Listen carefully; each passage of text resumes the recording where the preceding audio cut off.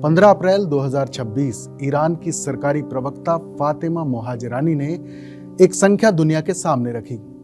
270 अरब dollar 47 दिन की जंग में जो तबाही हुई उसका ये पहला आधिकारिक बिल है और धमकी साफ है, या तो ये रकम दो या होर्मुज फिर से बंद। ये सिर्फ मुआवजे की मांग नहीं है बल्कि ये एक नई जंग की भाषा है।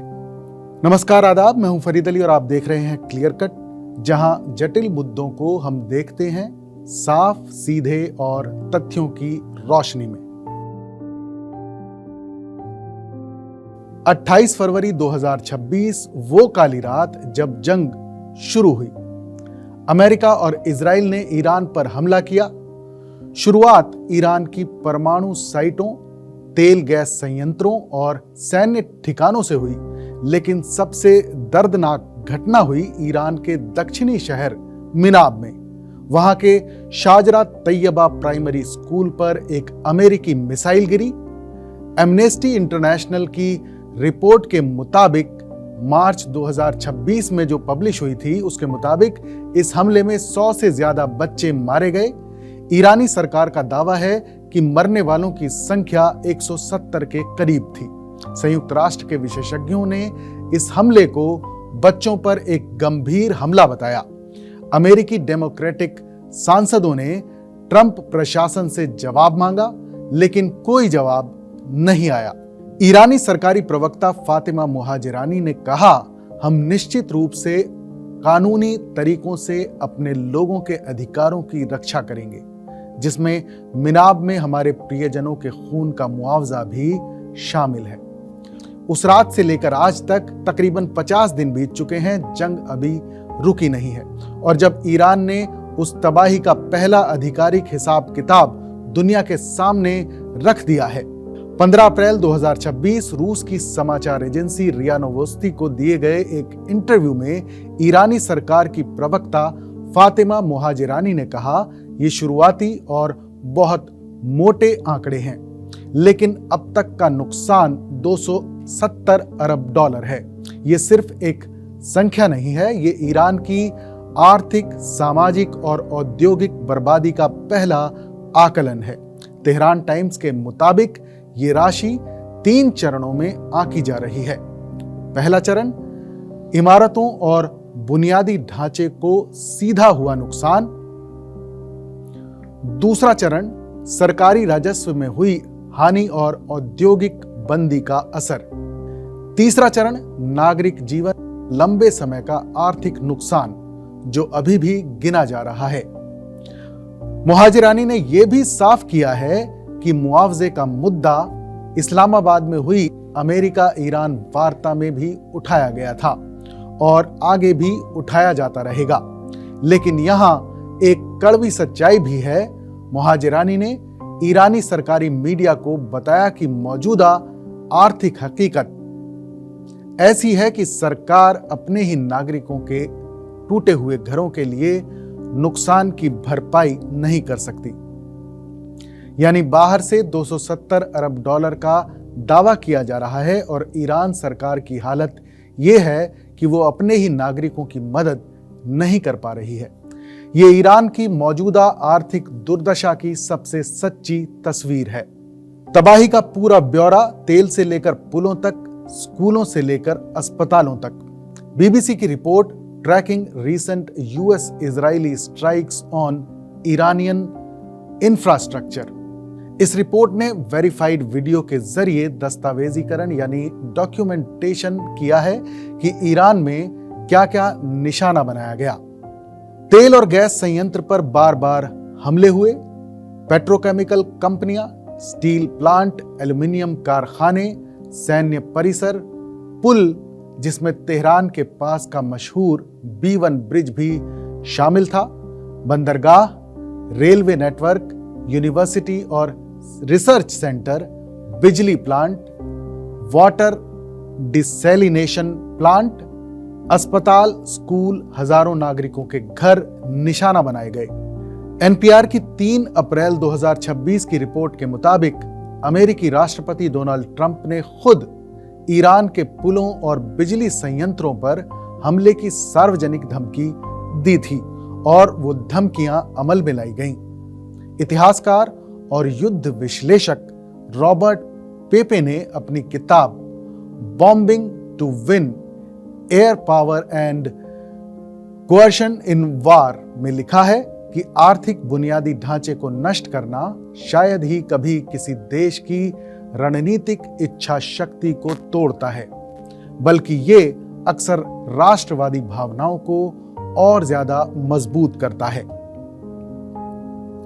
ईरान का 270 अरब डॉलर का दावा इसी सिद्धांत का जीता जागता उदाहरण है। सिप्री के मुताबिक 2024 में ईरान का सैन्य खर्च लगभग 8 अरब डॉलर था। अक्टूबर 2024 में इजराइल के साथ मिसाइल संघर्ष के बाद ईरान ने इसे 3 गुना करने का वादा किया था, लेकिन बजट संकट, स्थानीय कुप्रबंधन और अमेरिकी प्रतिबंधों की वजह से यह संभव नहीं हो सका। अब जमीन के बाद आसमान की तबाही देखिए। ईरानी एयरलाइन एसोसिएशन के सचिव मकसूद असदी समानी ने ईरानी मीडिया को बताया कि अमेरिका और इजराइल के हमलों में 60 नागरिक विमान सेवा से बाहर हो चुके हैं, जिनमें से 20 पूरी तरह से नष्ट हो गए हैं। अब ईरान के पास सिर्फ 160 यात्री विमान बचे हैं, जिनमें से ज्यादातर कई दशक पुराने हैं। अमेरिकी प्रतिबंधों की वजह से पहले से ही पुर्जों और तकनीकी सेवाओं की भारी कमी थी। जंग ने उसे और गहरा कर दिया है। तेहरान, तबरीज, उर्मिया और खुर्रमाबाद ईरान के कई प्रमुख अंतर्राष्ट्रीय हवाई अड्डों के रनवे, कंट्रोल टावर और हैंगर पूरी तरह क्षतिग्रस्त हो चुके हैं। नवरोज यानी फारसी नववर्ष का वो पीक सीजन जब एयरलाइंस सबसे ज्यादा कमाती हैं, पूरी तरह बर्बाद हो गया।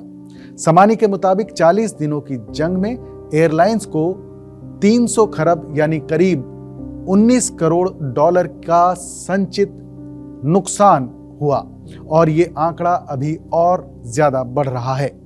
ईरान ने 270 अरब डॉलर की मांग सिर्फ अमेरिका और इजराइल से नहीं की है। ईरान के संयुक्त राष्ट्र दूत ने यूएन सेक्रेटरी जनरल को एक औपचारिक पत्र भेजा है, जिसमें 5 अरब देशों यानी बहरीन, सऊदी अरब, कतर, यूएई और जॉर्डन से मुआवजे की मांग की गई है।